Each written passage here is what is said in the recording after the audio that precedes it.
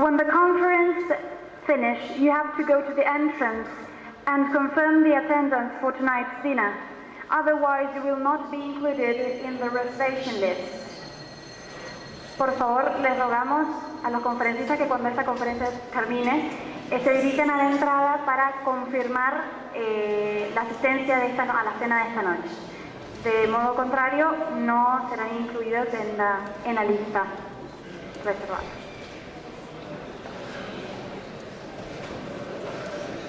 Le damos la bienvenida al doctor Francisco García Bazán, quien nació en España y es argentino naturalizado, es doctor en filosofía en la Universidad de El Salvador, investigador superior del CONICET. Entre sus numerosos premios, desde el año 1976, se encuentra el premio de la Secretaría de Investigación y Tecnología en el año 2003, que lo destaca como investigador consolidado en el área de filosofía, psicología y educación.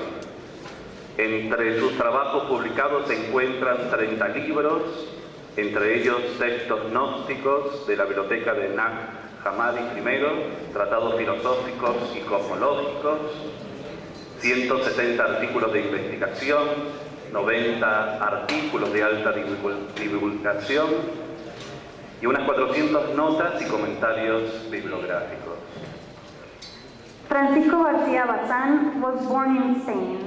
He has a master's in philosophy at the University of El Salvador. He is a CONICET researcher, and among several awards we can mention Bernardo José of the Secretaría de Investigación y Tecnología, and others in the areas of philosophy, psychology, and education. Dr. Bazán has published 30 books as textos gnósticos, tratados filosóficos y cosmológicos, more than 170 research articles, and 450 notes and bibliographic comments. El doctor Francisco García Bazán nos hablará sobre las apariciones de Jesucristo resucitado y la filosofía. Bueno, muchísimas gracias por la presentación. Buenos días, queridos amigos.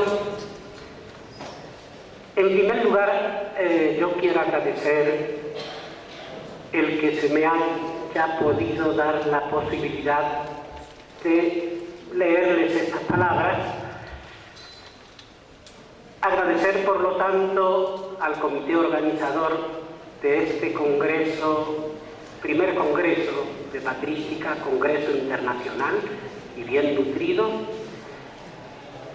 Y este agradecimiento lo quiero personificar directamente en una persona que forma parte de ese comité ejecutivo y que es la doctora Patricia Siner de Cardinal. Al hacerlo así, sigo yo la trayectoria de la tradición platónica, que es aquella que dice: para los que ya han llegado a una cierta edad, su conclusión está en escribir libros y formar discípulos, porque los discípulos son libros vivientes. Yo así un poco me siento satisfecho. Bueno, voy a hablar, como se ha anunciado, sobre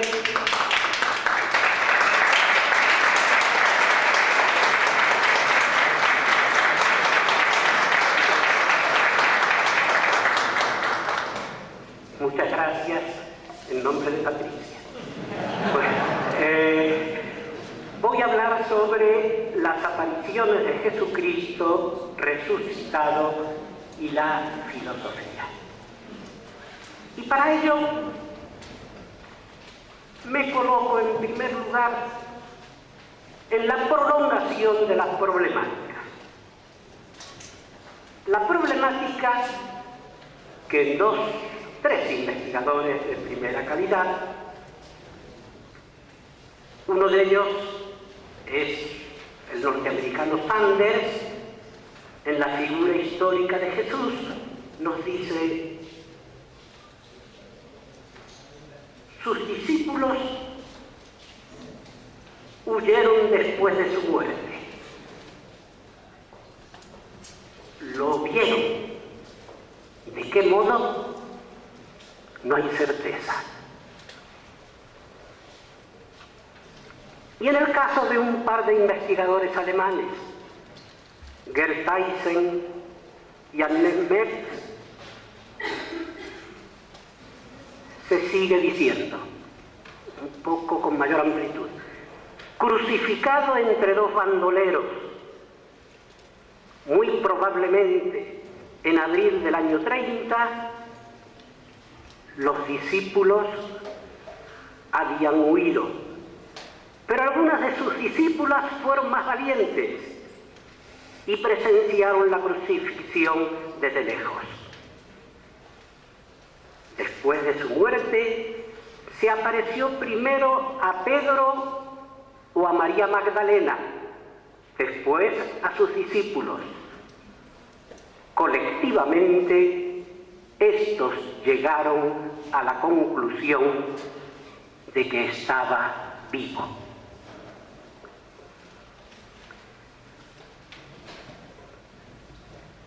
Las narraciones de las apariciones de Jesucristo resucitado en los Evangelios, esto es una afirmación fuerte, tienen el carácter de informes protocolarios. Analizando sus contenidos, no obstante las diferencias entre los pasajes, se puede deducir que se trata de vivencias cuyo contenido no es ilusorio. En este sentido, y para evitar confusiones, se deben enumerar las siguientes observaciones. Primero, los relatos de las apariciones del resucitado se ofrecen al lector como informes protocolarios, como he dicho, o sea,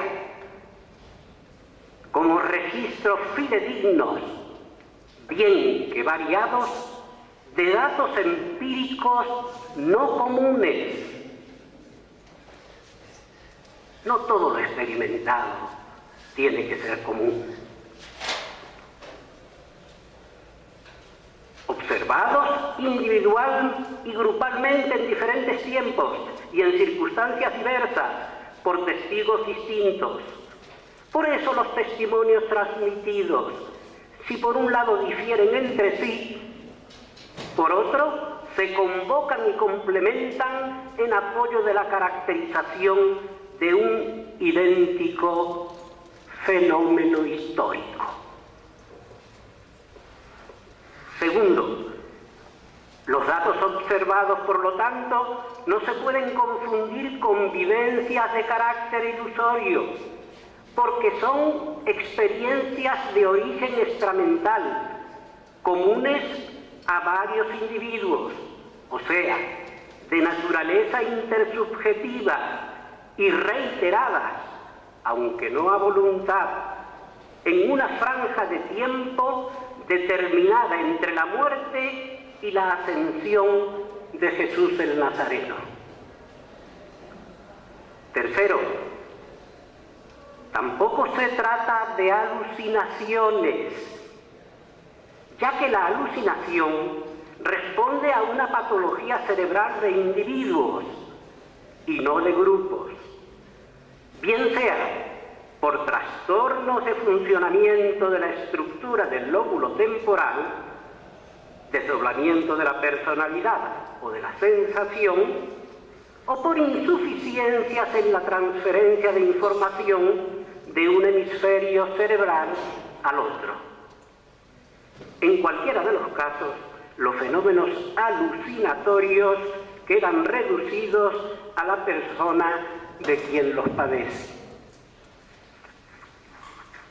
Cuarto, no se trata tampoco de las experiencias conocidas como extrasensoriales o paranormales, puesto que en estas La adquisición de información se limita al conocimiento que se adquiere sin hacer uso de los canales sensoriales y motores, pero sin que el hecho responda al anuncio y al reconocimiento individual de los datos aportados previamente por la experiencia sensorial, previsión y reconocimiento. Quinto, pero tampoco se trata de vivencias místicas en el sentido común del término, originadas en visiones o revelaciones experimentalmente provocadas o provenientes de la capacidad activa de la imaginación, cuando la vivencia de unión invade a la conciencia de un individuo, puesto que esta actividad es ajena al acto de reconocimiento de la información temporalmente adquirida. Sexto, obviamente, tampoco la referencia es a vivencias de origen senso-perceptivo, por contacto inmediato con los sentidos, puesto que en el correlato objetivo correspondiente a la vivencia están ausentes características de cualquier organismo sensible o material, como por ejemplo la impenetrabilidad y topicidad, que son propiedades de la masa material o sustrato constituyente de los cuerpos físicos. En este sentido, y en otros términos, el carácter de entidad espiritual, por oposición a entidad material, es determinante en algunos relatos evangélicos y caracterizaciones arcaicas, y las denominaciones de cuerpo neumático o cuerpo de resurrección son cualitativamente decisivas para hacer referencia al carácter de la entidad resucitada o revivida.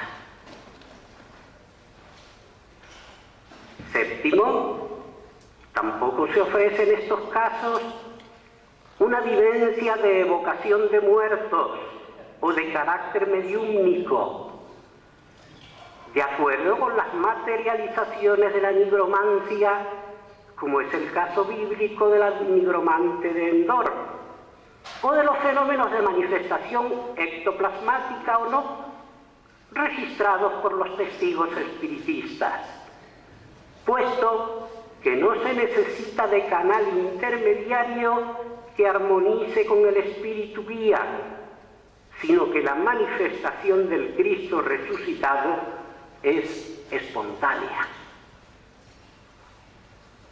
Octavo,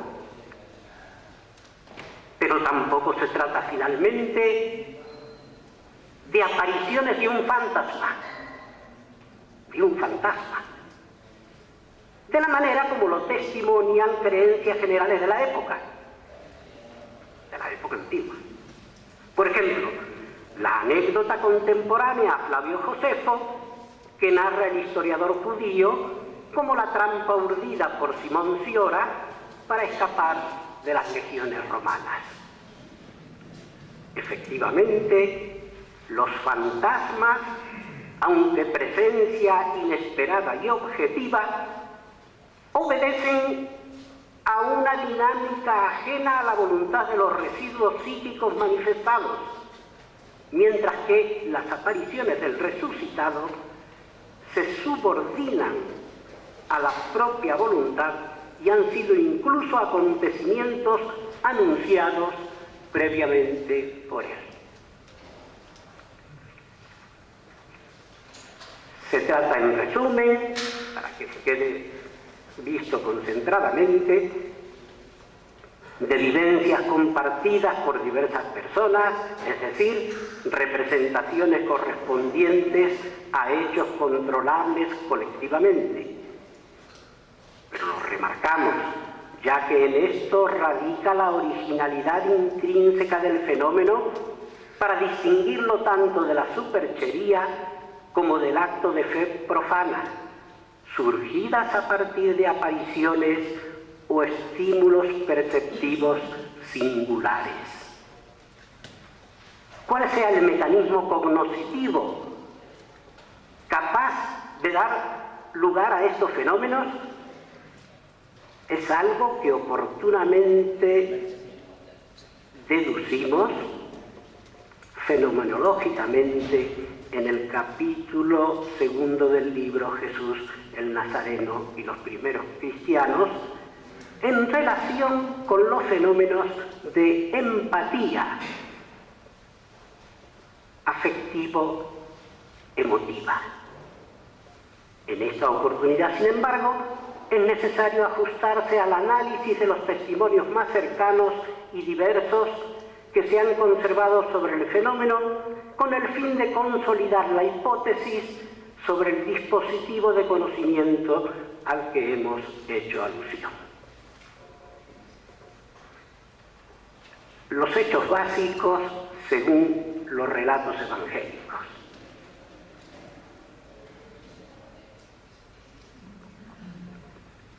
El Evangelio de Marcos, capítulo 16, es el más parco en su contenido. Pero en todos los textos se marca que el primer conocimiento directo es de María Magdalena y de otras mujeres, a las que se les indica que vayan a avisar a los demás discípulos varones, lo que no les dan demasiado crédito. El Evangelio de Mateo 28, sin embargo, ya dice algo de mayor interés para nuestro fin. Que las mujeres, cuando lo reconocieron a Jesús, se asieron a sus pies. Ecratesan autú tus podas. La pregunta espontánea que surge es, ¿qué se quiere decir con asirse a los pies? Cuando se observan los pormenores que se van a leer en el Evangelio de Juan 20, 11 y siguientes, que es el texto más coherente en relación con el tema de la resurrección como fenómeno efectivo, algo se aclara al respecto. Efectivamente, se lee en estos pasajes juaninos que el Señor se le aparece a María Magdalena y que ella no lo reconoce por la figura. Cuando le dice María, se da cuenta de quién es. Y le dice ella, maestro mío, Rabuní, y lo intenta abrazar. Y es cuando el resucitado le advierte, no me retengas, me mujabtu, que todavía no he subido al Padre. Ve a avisar a los demás. Posteriormente, en el mismo relato, viene el inquietante texto de la aparición a los discípulos reunidos en la sala cerrada. Tontirón que pleismeno, de la casa en que se encontraban congregados. Al atardecer de aquel primer día de la semana, cuando, estando cerradas las puertas del lugar en que sus discípulos se encontraban por temor a los judíos, se presentó Jesús en medio de ellos y les dijo, paz con vosotros. Y mientras decía esto, les mostró las manos y el costado. Los discípulos se llenaron de alegría cuando vieron al Señor. Jesús les dijo de nuevo, la paz con vosotros. Como el Señor me envió, también yo os envío. Al decir esto, sopló sobre ellos y les dijo, recibid el Espíritu Santo. El soplón, en este análisis del fenómeno, es más importante que el Espíritu Santo. No saltemos el soplón en relación con el Espíritu Santo. Tomás, uno de los 12, llamado el Mellizo, el Dídimos en griego, El tauma, en arameo, es la misma palabra repetido, en realidad es una explicación. No estaba con ellos cuando vino Jesús. Los discípulos le decían: hemos visto al Señor. Le respondió: el Señor, no lo olviden, es siempre el Kyrios. Es Adonai. Es Mara. Le respondió: si no veo la marca de los clavos en sus manos, y no meto mi dedo en el agujero de los clavos, y no meto la mano en su costado, no lo creeré. 8 días después, Caimetás Gémeras, estaban de nuevo los discípulos dentro y estaba con ellos Tomás, y se apareció Jesús estando cerradas las puertas. Se presentó en medio de ellos y dijo: la paz con vosotros. Luego dice a Tomás: trae tu dedo, aquí están mis manos, trae tu mano y métela en mi costado, y no seas incrédulo, apistoso, sino hombre de fe, pistoso. Tomás respondió: Señor mío y Dios mío. Dícele Jesús: ahora crees porque me has visto. Felices Macario y los que creen sin haber visto. Lo decisivo en este relato es observar que el resucitado aparece con las puertas cerradas e insiste en aparecérsele al mellizo. Lo segundo, señalar que el resucitado y la experiencia colectiva que el grupo de los 12 tiene del resucitado es una experiencia por imágenes auditivas, voz y soplo, y por imágenes visuales. Pero para el hermano dubitativo, antes que incrédulo, 8 días más tarde, hay otra experiencia más amplia. Mete el dedo en el orificio de las manos, mete la mano en la llaga del costado, toca, como inadvertidamente se solía traducir este texto de Juan, no es lo que transmite el texto griego que escribe baloeis, mete. Pues no se puede tocar lo que no es una entidad material, ya que es un sujeto, sustancia que se filtra por los muros y que es de consistencia impalpable, aunque sí se puede introducir el dedo y la mano en una figura sutil, irreal e intangible. De una aparición que pasa a través de las paredes se puede tener, sin embargo, la experiencia del oír y del ver, y del introducir lo corpóreo en ella, que igualmente traspasa la figura, pero no la posibilidad de palparla, porque es una sustancia o entidad que no es material, sino espiritual, y que de este modo posee propiedades que son propias del espíritu: penetrabilidad intrínseca, dilatación, indivisibilidad y automovimiento. Comprenderá esta doctrina Pablo con penetración intelectual, y por eso hablará de cuerpo espiritual, psoma neumaticón, como veremos más abajo. También en la aparición de Lucas 24:37, pasamos de pasajes, se ofrece una cuestión similar y se derivan otras consecuencias, distinguiéndose primero el espíritu falso del espíritu de verdad, porque la aparición del Señor no es un fantasma. Sobresaltados y asustados creían ver un espíritu, en este sentido último, un neuma, sinónimo de fantasma. El pasaje completo de Lucas 24, 13, 43 del que es integrante este versículo, reclama un tratamiento autónomo, ya que el Evangelio de Lucas y su tradición, en el otro extremo conceptual, presenta al resucitado de otra manera, y lo interesante es que las versiones después se van repitiendo cada una con constancia y no se anulan una a la otra, se conservan, se admiten y conviven con otras interpretaciones. El relato de Lucas 24, sin embargo, presentaba momentos muy sugerentes antes de que aparezcan las ideas que llegan a ser comunes posteriormente sobre las posibles apariciones palpables del resucitado.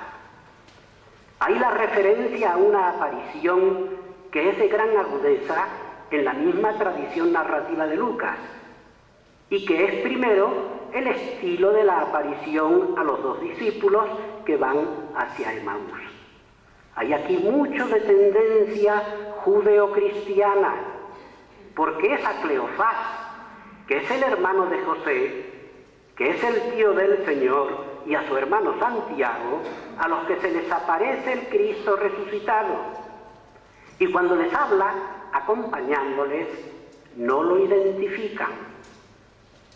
Pero eso es algo normal y que se repite en diferentes noticias, puesto que el resucitado aparece bajo otra figura, aparece en otra forma, que como aclara un texto gnóstico, la sabiduría de Jesucristo la otorga el Espíritu invisible, y así no es familiar a primera vista, pero igual es identificable. Transmite la posibilidad de que se descubra su identidad real, algo que sería, por ejemplo, más improbable en el caso de Pablo, porque no conocía de antemano personalmente a Jesús. Cleofás y Santiago, sin embargo, cuando van a comer, en la forma como el aparecido hace un gesto al orar, al bendecir y entregar el pan, gestos que le son familiares de las observancias rituales de la comida en común, lo identifican. Lo que viene después en el apéndice del relato como aparición a los apóstoles, 36-43, no solo discrimina entre la mostración de un espíritu fantasma incorpóreo y otro corpóreo, como hemos visto, sino que también, asemejándose a Juan 20, 19, 29, trata de dar materialmente precisión al relato al decir: pero él les dijo, ¿por qué os turbáis? ¿Y por qué se suscitan dudas en vuestro corazón? Mirad mis manos y mis pies, soy yo mismo. Palpadme y ved que un espíritu no tiene carne y huesos, como veis que yo tengo. Y diciendo esto, les mostró las manos y los pies. 38-40. Y sigue un agregado para confirmar más todavía la naturaleza material del resucitado, que come un resto de pescado asado con ellos. Lo que, intelectualmente, comparado con Juan, parece más improbable e incluso racionalmente, yo diría, más burdo. No obstante, la interpretación lucana de manera más genérica ya estaba insinuada en el discurso de Pedro inserto en los Hechos 10, 38, 40 del mismo autor. Y nosotros somos testigos de todo lo que hizo en la región de los judíos y en Jerusalén, a quien llegaron a matar colgándole de un madero.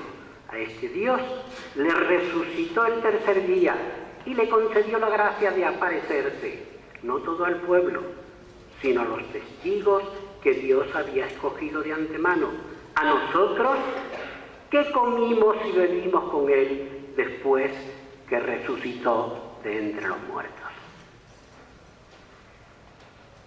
El final del Evangelio de Lucas difiere o cambia la tradición juanina por otra diferente, en la que Jesús resucitado aparece y dice: palpad, cenazaos y comprobad que tengo carne material. Y aquí se habla, a diferencia de Juan, de tocar. Y no solamente de tocar, sino también de comer. Y eso lo repite una tradición que evidentemente es de base judeo-cristiana, también como el Evangelio de los Hebreos, solo que ésta presenta el doble aspecto del relato de Emaús y este otro empírico sensible que está repetido asimismo en este Evangelio de los Hebreos, como les he dicho, y que al mismo tiempo está presente en toda una corriente de los primeros padres, como es el caso de San Ignacio de Antioquía, que registra el texto del Evangelio de los Hebreos en polémica, en este caso sí, antidoceta, hablando de la aparición y de haber palpado al resucitado. En estos textos también se habla indistintamente de resurrección de la carne o de resurrección del cuerpo. En este pasaje se anticipa, dentro de las tradiciones canónicas más antiguas, la confrontación de las interpretaciones sobre la resurrección de Jesús el Cristo, pero con la decisión firme de optar como base por la elección de un cuerpo material consistente, transformado, lo que es ajeno a la firme lógica filosófica de la mentalidad gnóstica, apoyada en la premisa de que es imposible que lo incorruptible provenga de lo corruptible. O sea, a entender la fe antes que como fundamento suprarracional de conocimiento, como punto de apoyo de exégesis, a veces racionalmente arbitrarias. Y aquí viene la primera exégesis apostólica.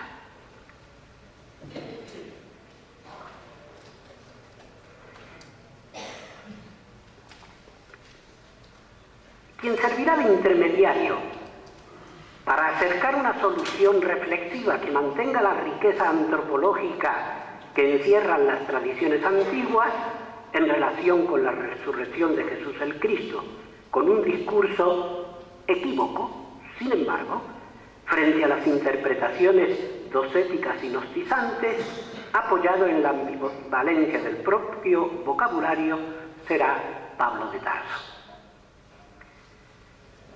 Este es el motivo por el que cuando San Pablo, que tiene familiaridad con la filosofía estoica y la creencia en la resurrección de los círculos judíos, va a querer dar una doctrina sabia y coherente sobre el tópico, aunque restringida, da por supuesto todos estos elementos descriptos para corregir a aquellos que dicen que no hay resurrección de muertos, dentro de una tradición más amplia, y que él se afirma en una parte de esa tradición.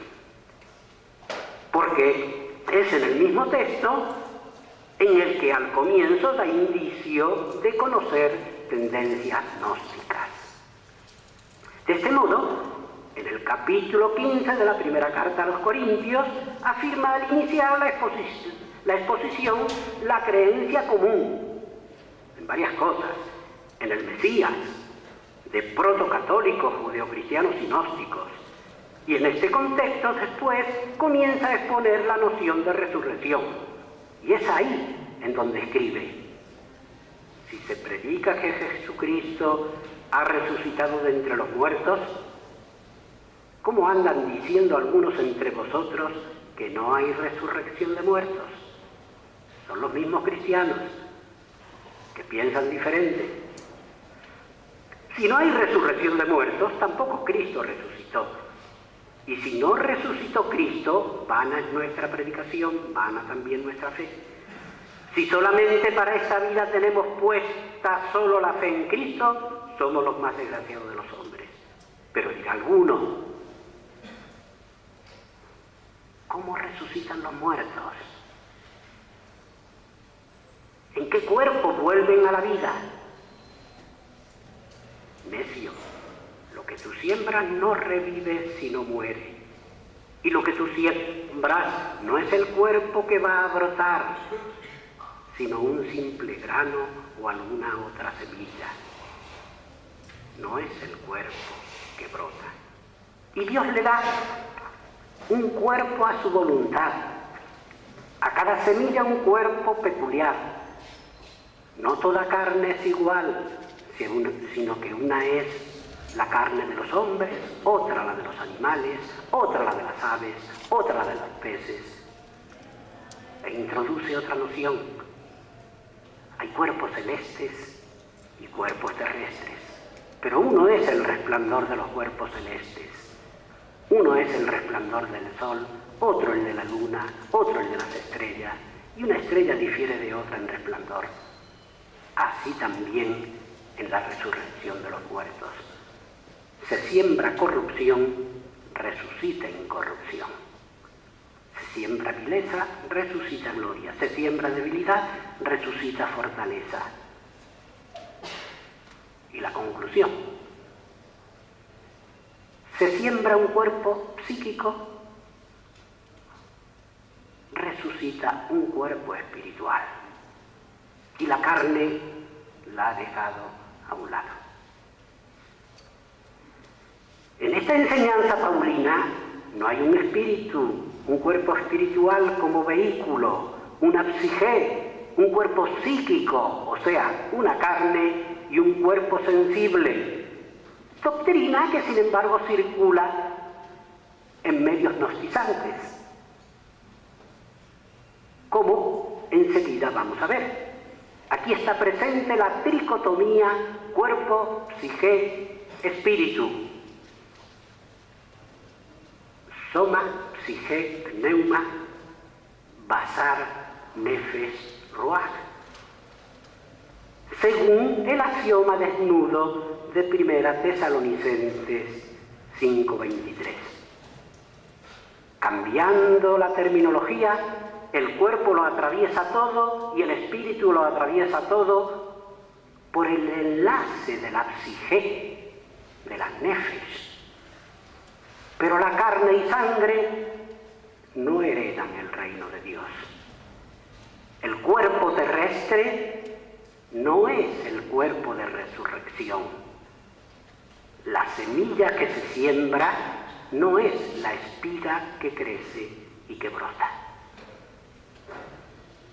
Pues si hay un cuerpo psíquico, también hay un cuerpo espiritual. En efecto, así es como dice la Escritura. Hecho el primer hombre, Adán alma viviente, el último Adán espíritu que da vida. Mas no es lo espiritual lo primero que aparece, sino lo psíquico, luego lo espiritual. El primer hombre salido de la tierra es terreno, el segundo viene del cielo. Como el hombre terreno, así son los hombres terrenos. Como el celeste, así serán los celestes. Y del mismo modo que hemos revestido la imagen del hombre terreno, revestiremos también la imagen del celeste. Os digo esto, hermanos, la carne y sangre no pueden heredar el reino de los cielos, ni la corrupción hereda la incorrupción. Mirad, os revelo un misterio. No moriremos todos, pero todos seremos perdonados. Todo esto escrito por San Pablo, o en la interpretación unilateral de su discípulo Lucas, sino es en su contexto histórico, macro y microhistórico, en relación con las tendencias y formulaciones esparcidas y polémicas de judeocristianos, de gnósticos y de protocatólicos, no se comprende en el detalle. Si no es en la confrontación entre nazarenos por una parte, o sea, judíos cristianos de Palestina y judíos cristianos que no son de Palestina, que son de la diáspora, y ahí va dirigida de entrada la predicación de Pablo para poderse abrir a los gentiles. Y ahí es en donde también Pedro y Santiago, según noticias posteriores en este caso, le dan una mano a Pablo cuando se encuentra en dificultades. Si no es a través de estas polémicas, no se entiende con cierta precisión. Y en medio de estas dos tendencias tan claras, de judeocristianos y de protocatólicos, están los gnósticos, con firme convicción reflexiva, que toman creencias de los dos sectores, aunque tienen más interés sapiencial, y digámoslo sencillamente, y mejor preparación filosófica, y pueden tocar ambos teclados, pero que siguen siendo sospechosos para los otros cristianos y son rechazados abiertamente a mediados del siglo II, cuando, por una parte, los judeocristianos, por la falta de universalidad de su interpretación del mensaje cristiano, pierden eficacia, y por otra, toma relieve en Roma la convicción de la enseñanza episcopal catequética representada por el conocido y bien fundado opositor intelectual de los gnósticos, que es Justino Mártir. Entre la conferencia del padre Lona por la mañana y la conferencia del profesor Mauro Peche a la tarde, estas cosas les han llegado a ser familiares también, dichas de otra forma, como las digo yo.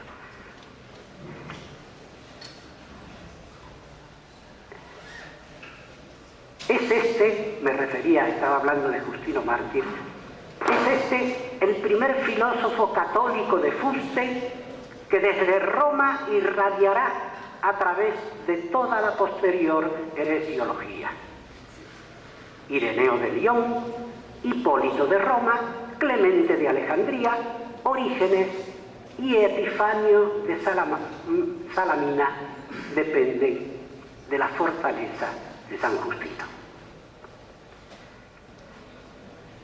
Las dificultades de la reflexión, filosofía y teología.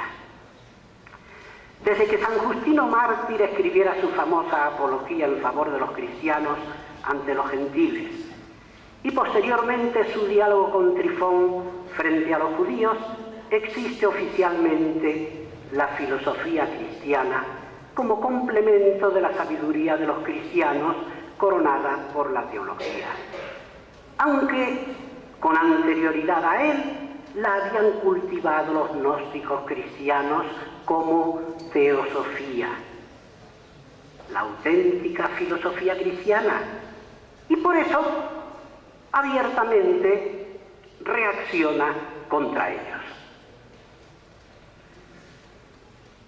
A mediados de este año, las ediciones Diserf de París han editado la Introducción a la Théologie de Deuxième et Troisième siècle del padre Antonio Orbe. Una magnífica y completa suma del saber patrístico de 1700 páginas, que resume y actualiza a sí mismo lo que se puede conocer sobre las interpretaciones acerca de la resurrección inmediatas a las primeras tradiciones cristianas.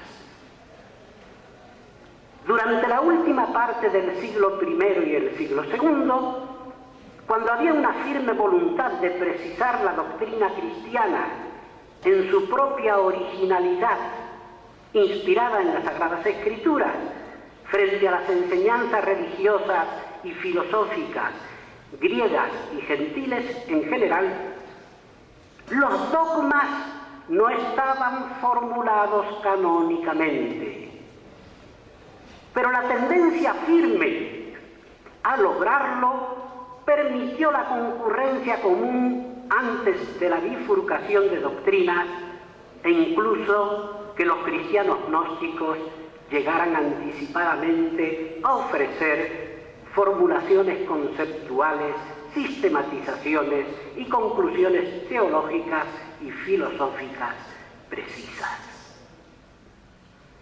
Por reacción y corrección de ellas, Justino de Roma, Tertuliano de Cartago, Ireneo de Lyon e Hipólito de Roma, y más tarde los alejandrinos, Clemente y Orígenes, crearon la gran dogmática eclesiástica, catequética, teología asiática, e investigativa, teología alejandrina.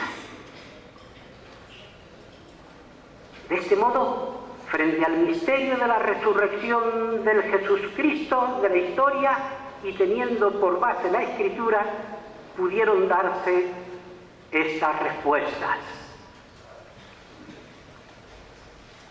La de los gnósticos, que no la voy a leer, ustedes ya conocen de sobra lo que está en mis libros, y nos dio un buen anticipo en relación con el tema de las dos madres. El profesor Juan Carlos Albi, cuando habló ayer acerca de este tema, entre los valentinianos, itálicos y orientales, y el resumen de esta perspectiva en el Evangelio de Felipe, pero sí me voy a referir a algo que a ustedes les puede resultar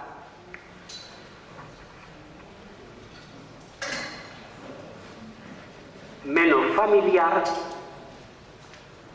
y que es lo que se dice en Marción y en Orígenes.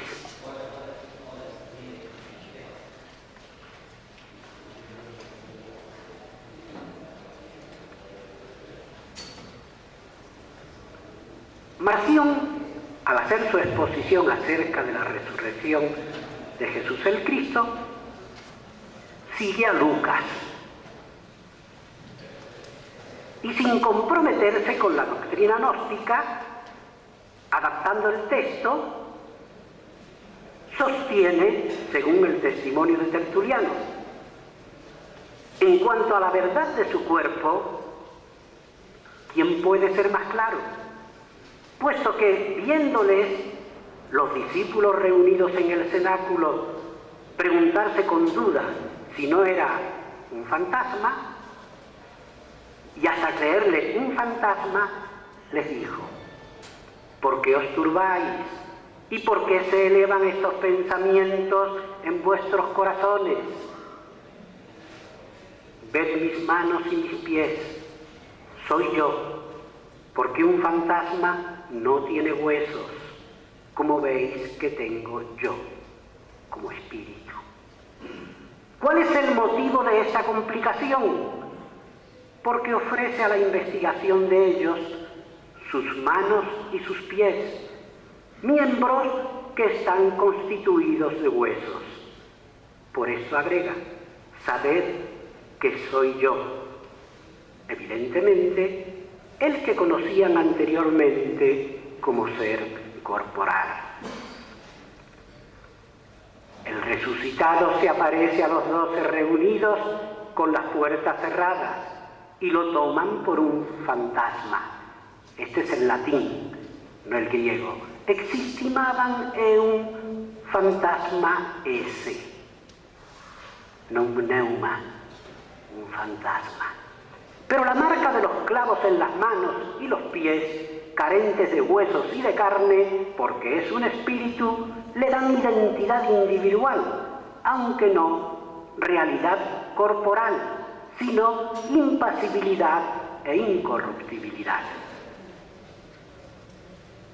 Porque su cuerpo personal era espiritual, no como el de los hombres comunes, y así había participado de la pasión y crucifixión, y así podía comer. En el caso de Marción, tenemos una estructura tripartita de espíritu, alma y cuerpo, elementos íntimamente relacionados en su organización y biografía individual, lo que puede explicar la actuación de conjunto, la separación circunstancial y la nueva reunión, conservando cada elemento sus propias experiencias de acuerdo con la naturaleza correspondiente. De este modo, la pasión, suplicio de la cruz, muerte, descenso a los infiernos y resurrección son actos compartidos por la unidad tripartita del hombre divino. Sufre físicamente el cuerpo material que se diluye, que dan las huellas en el alma, psíquicamente pasible, y en el espíritu, impasible e incorruptible. Hay separación de los factores con la muerte y después del descenso del alma a los infiernos. El espíritu influye en ella y la fortalece como alma individual que recupera la vida que le daba la fuente de incorruptibilidad que es el espíritu. Respecto de la mezcla o composición antropológica, que es muy importante entenderla en este periodo, hay crasis o fusión aparente. Por lo tanto, yuxtaposición de elementos, parátesis, controlada por la misis, mezcla temporal y posteriormente permanente. A ver rápidamente qué nos dicen los eclesiásticos. Se ha debido resumir la poco conocida posición de Marción sobre la resurrección, porque ella expresa una posición compleja que introduce en lo que dirá años después refutativamente el diálogo de Orígenes con Heráclides, en torno a los años 244-249. Orígenes responde de este modo al pedido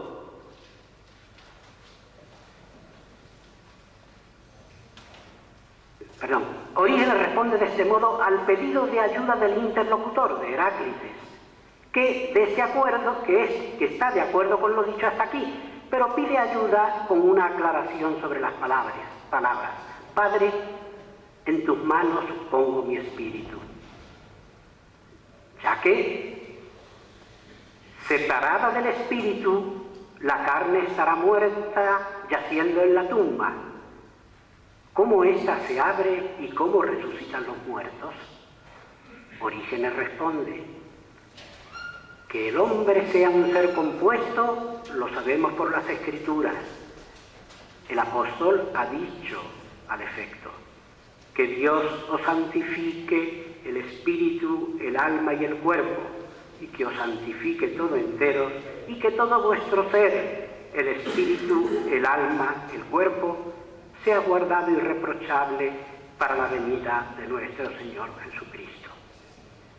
Este espíritu no es el Espíritu Santo, sino una parte del compuesto, de la sístasis, del compuesto humano, como lo enseña el mismo apóstol cuando dice: el Espíritu da testimonio a nuestro espíritu. Si se tratara del Espíritu Santo, no diría el Espíritu da testimonio a nuestro espíritu.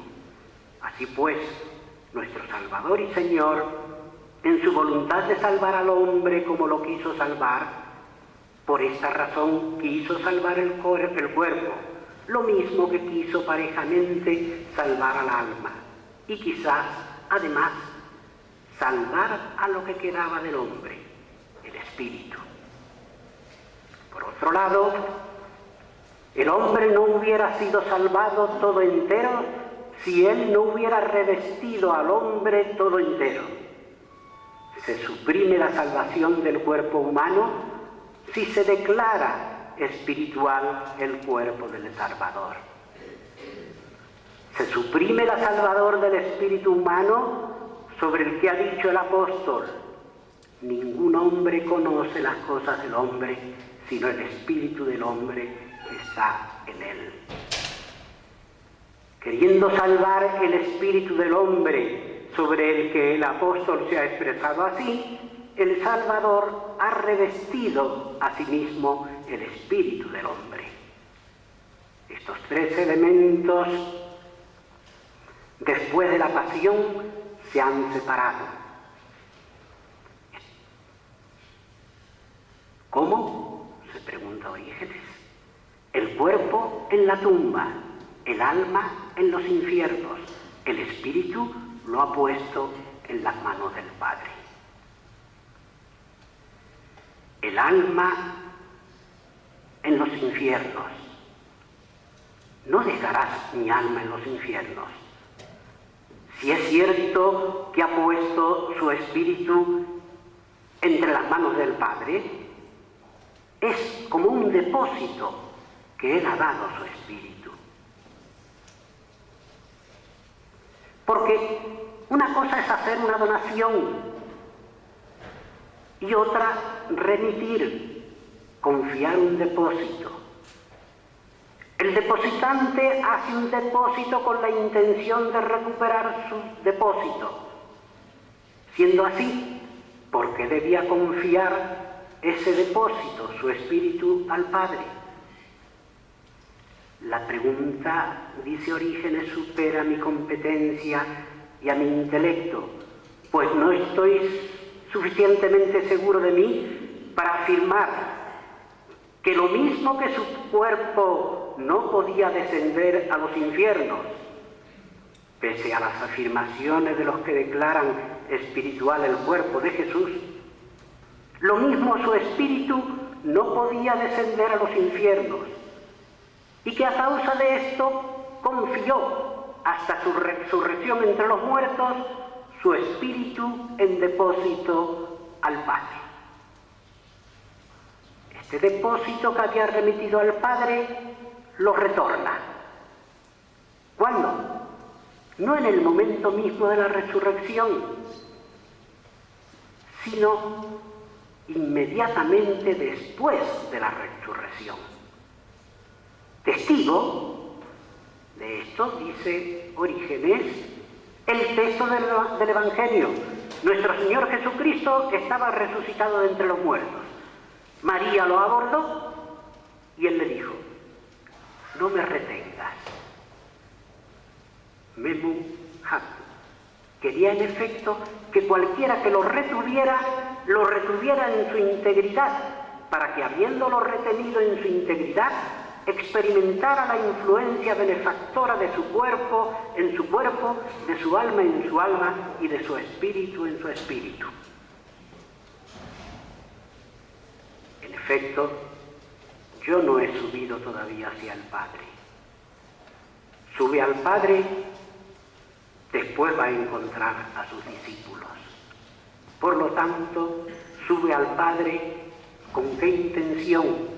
Para retomar su depósito.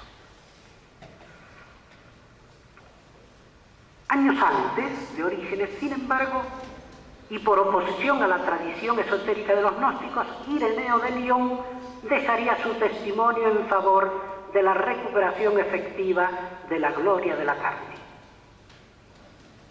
Y con ello, de la rehabilitación de la materia y del hombre caído integral.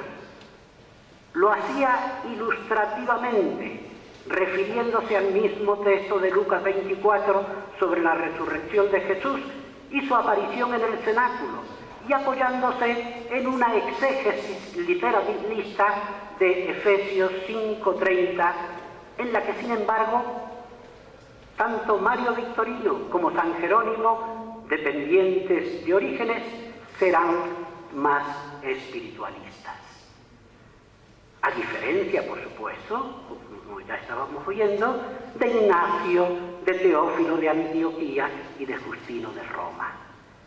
Dice Ireneo en consecuencia en Adversus a Heresos 5, 2, 33, 44 y siguientes: ¿cómo osan decir que la carne es incapaz del don de Dios, a saber, de la vida eterna? Una carne alimentada con la carne y cuerpo de Cristo, miembros además del suyo. Así también lo enseña el bienaventurado apóstol en carta a los Efesios 5:30.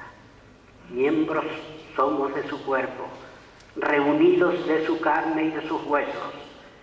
Esto no lo dice de hombre alguno espiritual e invisible, ya que el espíritu no tiene huesos ni carnes, sino de la disposición del verdadero hombre, compuesta de carnes y nervios y huesos, que además se nutre del cáliz o sangre de él y medra del pan o cuerpo de él, en la ingestión del pan y del vino completo en la Eucaristía.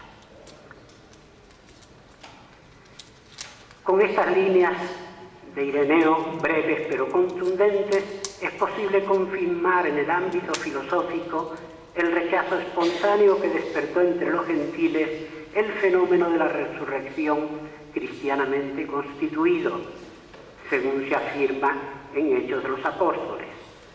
Al oír la resurrección de los muertos, unos se burlaron y otros dijeron: sobre esto ya te oiremos otra vez. Pero, al mismo tiempo, dejar establecido que semejante hecho extraordinario, experimentado y transmitido por sus testigos directos, es un acto religioso fundador que reclama el ejercicio del intelecto y la razón de los creyentes cristianos. Por otra parte, exige del pensamiento mucho más que lo que las tradiciones teológicas catequéticas de Antioquía y Roma y las premisas exegéticas de Alejandría han aportado, a las que en última instancia se subordinan las concepciones posteriores. Semejantes diferencias están exigiendo al pensamiento filosófico cristiano una autonomía intelectual que se plantee las dificultades con sinceridad investigativa, incluso en el ámbito del misterio, no sugiriendo, desde luego, hipótesis temerarias, sino realistas y efectivas, capaces de distinguir, no para separar, sino para unir, frente a la actitud que separa previamente para distinguir, llevando internamente la semilla del rechazo y de la desunión. Esto es lo que les puede decir un investigador cristiano de los primeros siglos.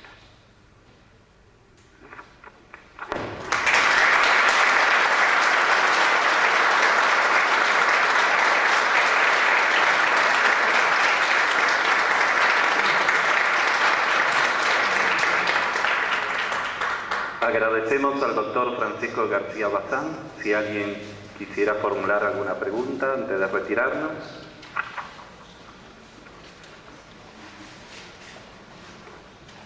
Estimado profesor, le quería pedir alguna aclaración. Por ejemplo, el sepulcro vacío. El sepulcro vacío, o sea, ¿qué pasó con el cuerpo? Segundo, las palabras del Señor en la institución de la Eucaristía. Esto es mi cuerpo, esta es mi sangre. y lo que decimos en el credo, creo en la resurrección de la carne. O sea, No le escuché bien. no escuchó bien, y vuelvo a repetir. Primero, el sepulcro vacío. ¿Qué pasó con el cuerpo?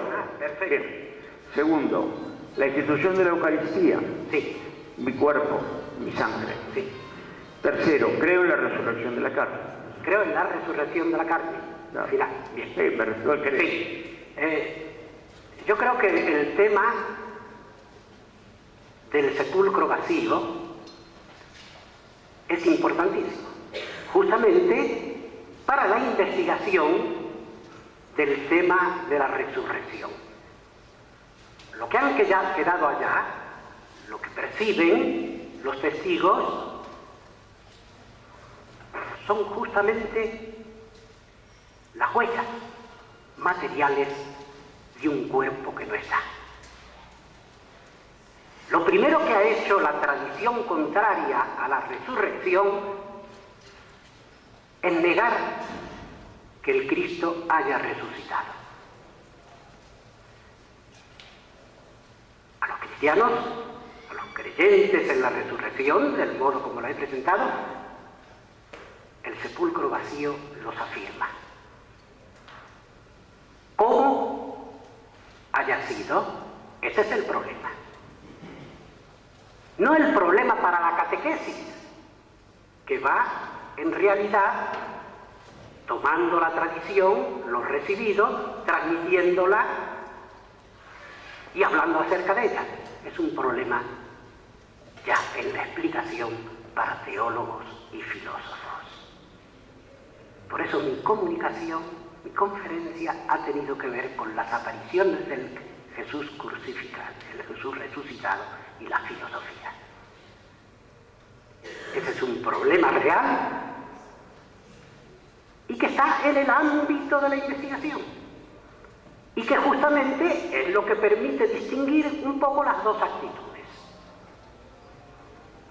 La tradición asiática,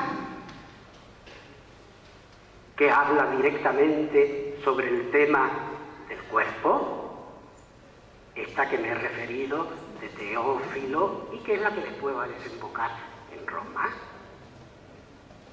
de la alejandrina, que va a adherir en el fondo a esta, pero que presenta con una actitud investigativa este tipo de temática. Eso lo debemos conservar. Eso lo debemos conservar. Eso sobre el sepulcro vacío. La segunda pregunta. Mi cuerpo entra en mi sangre. Sí, o sea, la fórmula de la consagración. Es que la fórmula de la consagración sigue directamente la tradición lucana. Y es apoyada, incluso no sabemos bien si esa tradición se apoya en Pablo o si es apoyada por Pablo. Pero vea, padre, cuando vamos a recibir la comunión, es el hecho más importante. Y se lo sigue diciendo todavía el cuerpo de Cristo, y lo afirmamos, y lo afirmamos rotundamente, el cristiano creyente lo que está afirmando es cómo se está integrando en ese cuerpo que se está realizando, que se está llevando a cabo. El tema comenzó con el hecho histórico de la resurrección, sigue permaneciendo, y el texto fundamental de Juan, aquel que yo les insistí, a través de la imagen del soplo, es lo más importante. La afirmación del creyente es sostenida por el soplo del Espíritu. Ese es el que está ahí, fortaleciendo al cuerpo.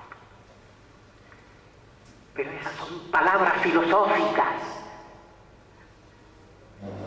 Esas son palabras filosóficas. Piense que en la época tenemos el tema del Espíritu que es el neuma artífice, es el neuma estoico, que es un espíritu corporal, pero el espíritu que aparece en las escrituras cristianas y que nosotros recibimos es espíritu en el sentido fuerte de incorpóreo, porque es justamente el que sostiene y el que da permanencia. Un espíritu corporal no puede dar permanencia. Por eso yo le he querido distinguir las características propias del espíritu. ¿Y cuál quedaba una más? Sí, la tercera era, creo en la resurrección de la carne. Claro, es que fíjese ahí, es el mismo vocabulario el que nos hace una pequeña traición en la precisión. Hablamos de la resurrección de la carne. Pablo, en el fondo, ha entrado en polémica y subordina la sangre al cuerpo. A él le importa en la tradición, yo pienso en parte de Daniel, y con una tradición que le está hablando a los corintios, le importa el cuerpo. El cuerpo es lo sólido. El cuerpo es lo que vive. El cuerpo es como el cosmos, el que se mantiene. Le está hablando a los corintios. Los gnósticos, en esta tradición que yo no les pude, no quise ampliar más, pero que ayer justamente se refirió problemáticamente el doctor Juan Carlos Albi, dicen que lo importante no es el cuerpo, lo importante es la carne. Entonces distinguen una carne pura de una carne material. Es que el cuerpo traba a la carne. El cuerpo traba con sus características a la carne. Tenemos esta corriente de pensamiento cristiano que les está diciendo, no, la primera que se tiene que liberar del cuerpo es la carne.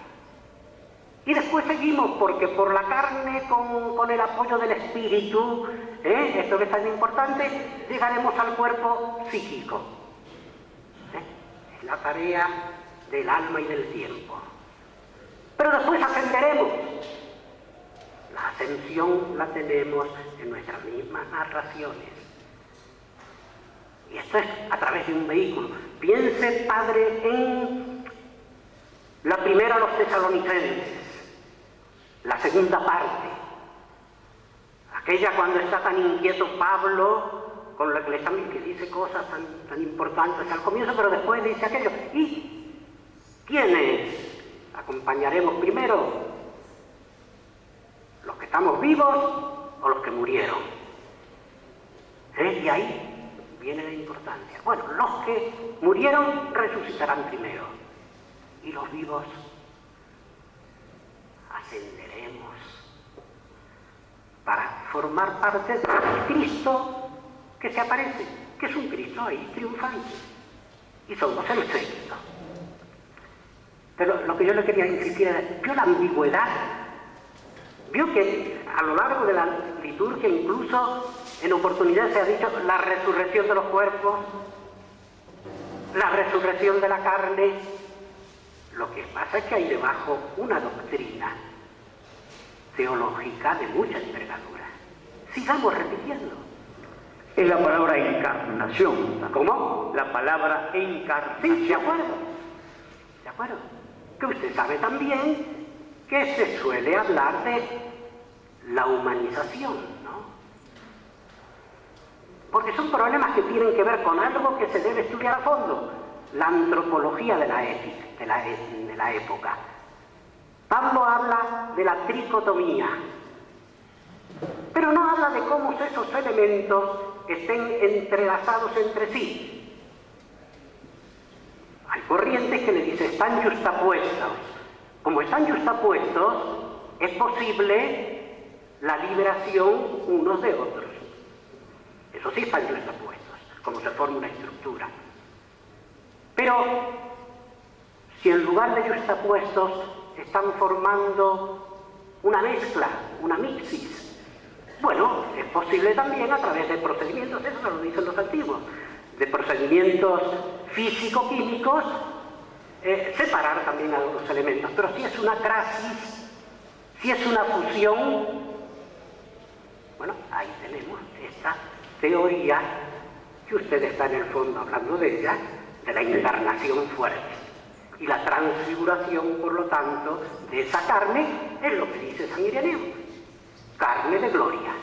Ahora, es la posición de la Iglesia. ¿Cómo? Es la posición del magisterio de la Iglesia en este momento, creo, ¿no? Bueno, pero le digo que es lo que dice, pero sobre esa afirmación la filosofía introduce diferentes maneras de pensar. Entonces, ¿qué hacemos? Por eso he terminado con aquello.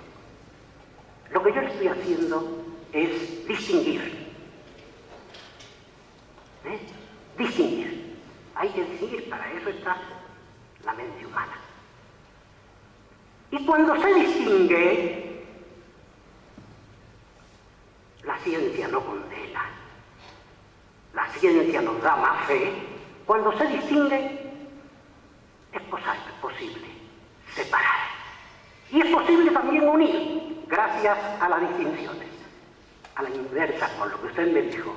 Cuando se separa de entrada, para después distinguir, yo creo que la desunión es cada vez mayor. La tenemos en la historia de la Iglesia y en la historia última, la que tiene que ver con la separación de los hermanos luteranos, los protestantes, etc. Y la angustia permanente del cristiano. Y no nos volveremos a unir. Fíjese que es el problema que se presenta en la primera de Juan. Usted ha visto una carta en la cual los cristianos que han quedado lamenten tanto que los hermanos se hayan separado. Y usted recuerda que esa carta ha sido el fundamento de la encíclica de Benedicto XVI acerca del amor. Le digo más, avanzando, ahora sí, en las distinciones.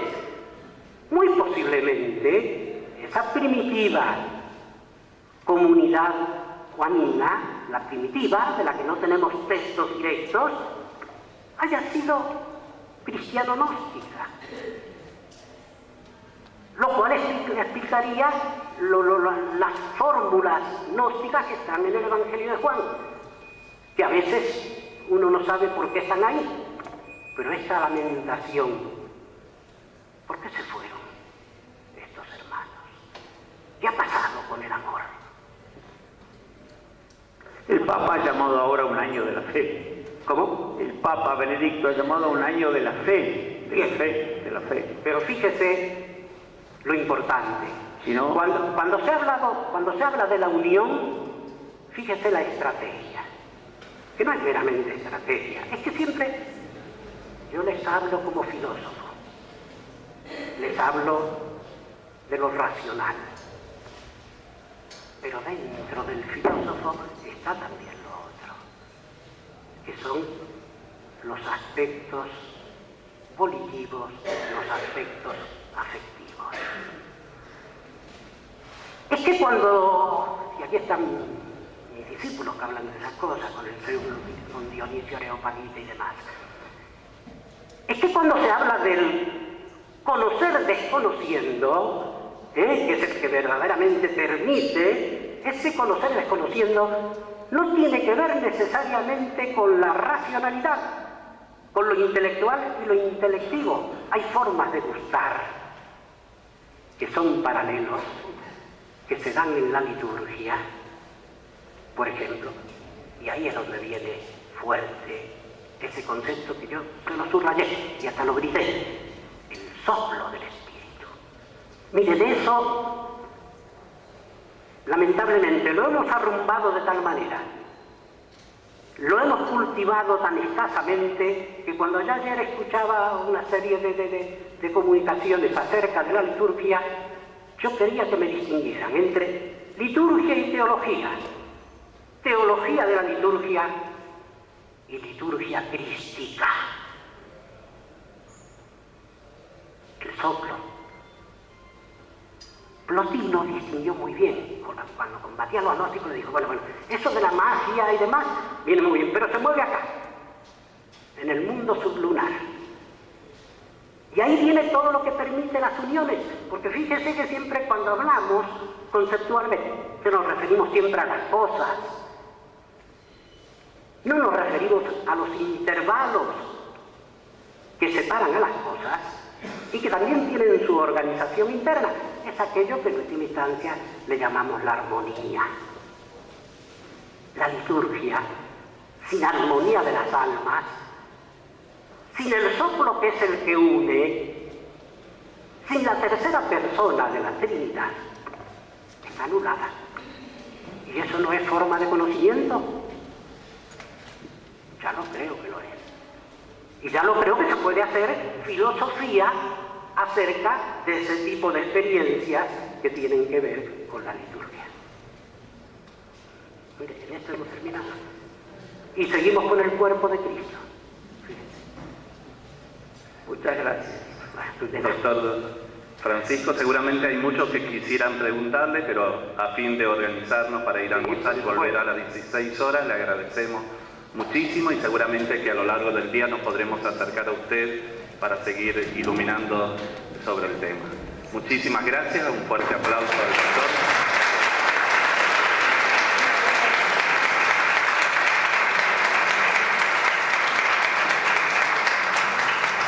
Les recuerdo a todos que a la salida puedan confirmar la asistencia para la cena de esta noche.